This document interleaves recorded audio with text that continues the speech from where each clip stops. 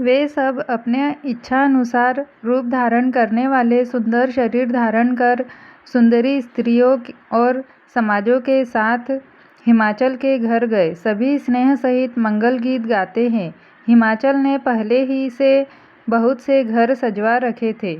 यथा योग्य उन स्थानों में सब लोग उतर गए। नगर की सुंदर शोभा देखकर ब्रह्मा की रचना चातुरी भी तुच्छ लगती थी। नगर की शोभा देखकर ब्रह्मा की निपुणता सचमुच तुच्छ लगती है। वन, बाग, कुएं, तालाब, नदियाँ सभी सुंदर है। उनका वर्णन कौन कर सकता है। घर घर बहुत से मंगलसूचक तोरण, ध्वजा, पताकाएं सुशोभित हो रही है। वहाँ के सुंदर और चतुर स्त्री पुरुषों की छवि देखकर मुनियों के मन भी मोहित हो जाते हैं। जिस नगर में स्वयं जगदम्बा ने अवतार लिया, क्या उसका वर्णन हो सकता है। वहाँ रिद्धि सिद्धि, संपत्ति और सुख नित नए बढ़ते जाते हैं। बारात को नगर के निकट आई सुनकर नगर में चहल पहल मच गई, जिससे उसकी शोभा बढ़ गई। अगवानी करने वाले लोग बनाव श्रृंगार करके तथा नाना प्रकार की सवारियों को सजाकर आदर सहित बारात को लेने चले। देवताओं के समाज को देखकर सब मन में प्रसन्न हुए और विष्णु भगवान को देखकर तो बहुत ही सुखी हुए, किंतु जब शिवजी के दल को देखने लगे तब तो उनके सब वाहन सवारियों के हाथी, घोड़े, रथ के बैल आदि डर कर भाग चले। कुछ बड़ी उम्र के समझदार लोग धीरज धर कर वहाँ डटे रहे। लड़के तो सब अपने प्राण लेकर भागे। घर पहुँचने पर जब माता पिता पूछते हैं तब वे भय से कांपते हुए शरीर से ऐसा वचन कहते हैं, क्या कहे, कोई बात कही नहीं जाती। यह बारात है या यमराज की सेना। दूल्हा पागल है और बैल पर सवार है। सांप, कपाल और राख ही उसके गहने हैं। दूल्हे के शरीर पर राख लगी है, सांप और कपाल के गहने हैं।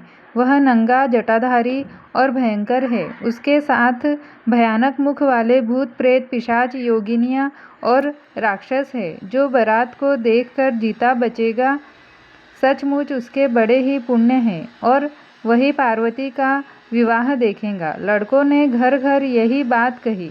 महेश्वर शिवजी का समाज समझकर सब लड़कों के माता पिता मुस्कुराते हैं। उन्होंने बहुत तरह से लड़कों को समझाया कि निडर हो जाओ, डर की कोई बात नहीं है। अगवान लोग बारात को लिवा लाए। उन्होंने सबको सुंदर जनवास से ठहरने को दिए। मैना पार्वती जी की माता ने शुभ आरती सजाई और उनके साथ ही स्त्रियां उत्तम मंगलगीत गाने लगी। सुंदर हाथों में सोने का थाल शोभित है। इस प्रकार मैना हर्ष के साथ शिवजी का परछन करने चली। जब महादेव जी को भयानक वेश में देखा तब तो स्त्रियों के मन में बड़ा भारी भय उत्पन्न हो गया। बहुत ही डर के मारे भागकर वे घर में घुस गई और शिवजी जहाँ जनवासा था वहाँ चले गए। मैना के हृदय में बड़ा दुख हुआ। उन्होंने पार्वती जी को अपने पास बुला लिया और अत्यंत स्नेह से गोद में बैठाकर अपने नीलकमल के समान नेत्रों में आंसू भरकर कहा, जिस विधाता ने तुमको ऐसा सुंदर रूप दिया, उस मूर्ख ने तुम्हारे दूल्हे को बावला कैसे बनाया। जिस विधाता ने तुमको सुंदरता दी, उसने तुम्हारे लिए वर बावला कैसे बनाया। जो फल कल्प वृक्ष में लगना चाहिए वह जबरदस्ती बबूल में लग रहा है। मैं तुम्हें लेकर पहाड़ से गिर पड़ूंगी, आग में जल जाऊंगी या समुद्र में कूद पड़ूंगी। चाहे घर उजड़ जाए और संसार भर में अपकीर्ति फैल जाए, पर जीते जी मैं इस बावले वर से तुम्हारा विवाह न करूंगी।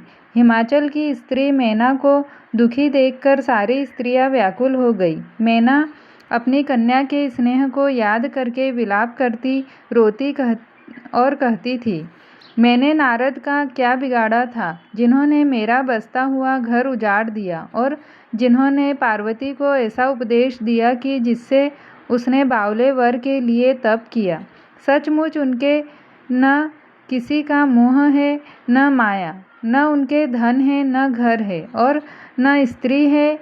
वे सबसे उदासीन हैं, इसी से वे दूसरे का घर उजाड़ने वाले हैं।